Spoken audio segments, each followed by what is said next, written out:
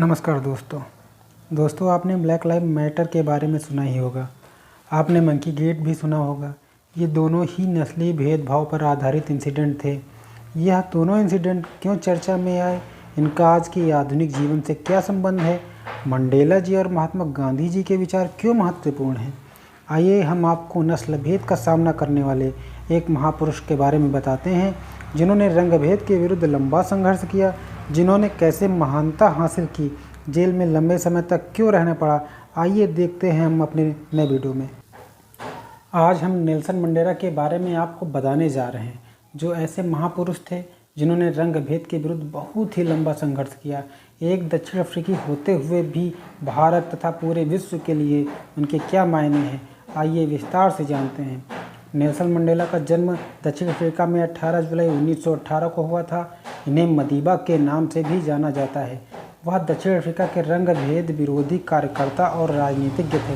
वह दक्षिण अफ्रीका के पहले राष्ट्रपति थे जिन्होंने 1994 से 1999 तक दक्षिण अफ्रीका में शासन किया। वह देश के पहले अश्वेत राष्ट्रपति थे। उनकी सरकार ने नस्लभेद को खत्म किया। वैचारिक रूप से वे अफ्रीकी राष्ट्रवादी तथा समाजवादी भी थे। उन्होंने जोहानिसबर्ग में एक वकील के रूप में काम करने से पहले फोर्ट हेयर विश्वविद्यालय में कानून का अध्ययन किया। वहां से वे उपनिवेश विरोधी और अफ्रीकी राष्ट्रवादी राजनीति में शामिल हो गए। उन्हें देशद्रोही गतिविधियों में शामिल होने के लिए बार बार गिरफ्तार किया गया।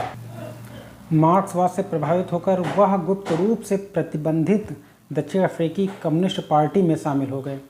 1962 में इन्हें गिरफ्तार कर लिया गया और राज्य को उखाड़ फेंकने की साजिश रचने के लिए उन्हें आजीवन कारावास की सज़ा सुनाई गई। मंडेला ने अपने 27 साल जेल में बिताए। बढ़ते घरेलू और अंतर्राष्ट्रीय दबाव तथा नस्लीय गृह युद्ध की आशंकाओं के बीच राष्ट्रपति FW डी क्लार्क ने इन्हें 1990 में रिहा कर दिया। डी क्लार्क और मंडेला ने रंगभेद को समाप्त करने के लिए बातचीत करने के प्रयासों का नेतृत्व किया। 1994 में बहुजातीय आम चुनाव में मंडेला की पार्टी अफ्रीकन नेशनल कांग्रेस की जीत हुई और मंडेला राष्ट्रपति बने। उन्होंने नया संविधान लागू किया। जेल में सज़ा काटने के दौरान उन्होंने अपनी बायोग्राफी लिखी, जिनका नाम लॉन्ग वॉक टू फ्रीडम था। वह ऐसे गैर भारतीय थे जिन्हें भारत रत्न से सम्मानित किया गया, जिन्हें विश्व शांति के लिए नोबेल पुरस्कार भी प्राप्त हुआ। उन्होंने देश में लोकतांत्रिक सरकार बनाने के लिए लंबा संघर्ष किया।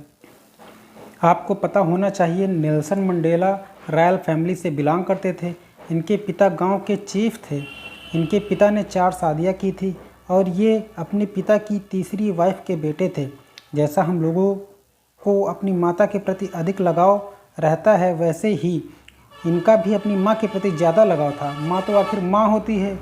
इनके बचपन का नाम रोहिला था। इन्होंने क्लार्कबरी इंस्टीट्यूट से एजुकेशन ली। उस समय यह इंस्टीट्यूट अफ्रीका में टॉपेस्ट इंस्टीट्यूट था।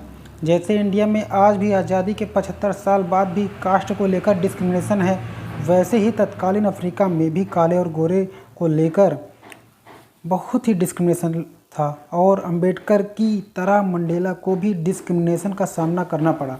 तत्कालीन अफ्रीका में भी अंग्रेज़ों को प्रत्येक जगहों पर प्रेफरेंस दिया जाता था, चाहे वो एजुकेशन हो, लॉ हो, सामाजिक तौर तरीके हो, चाहे वो वोटिंग का राइट हो।